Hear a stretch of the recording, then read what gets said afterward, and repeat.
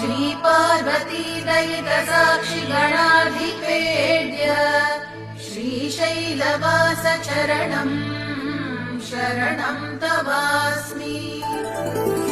श्रीशैलम् शिखरेश्वरम् गणपतिम् श्रीहाटकेशम् पुनः सारङ्गेश्वर बिन्दुतीर्थममलम् घण्टार्कसिद्धेश्वरम् गङ्गाम् श्रीभ्रमराम्बिकाम् गिरिसुतामारामवीरेश्वरम् शङ्खम् चक्रवराहतीर्थमहिषम् श्रीशैलनाथ।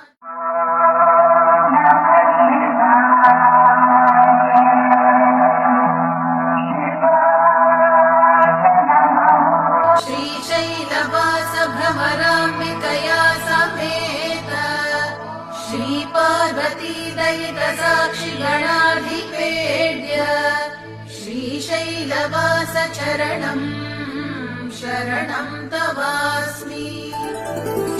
श्रीशैलम् शिखरेश्वरम् गणपतिम् श्रीहाटकेशम् पुनः सारङ्गेश्वर बिन्दुतीर्थममलम् घण्टार्कसिद्धेश्वरम् गङ्गाम् श्रीभ्रमराम्बिकाम् गिरिसुतामारामवीरेश्वरम् शङ्खम् चक्रवराहतीर्थमहिषम् श्रीशैल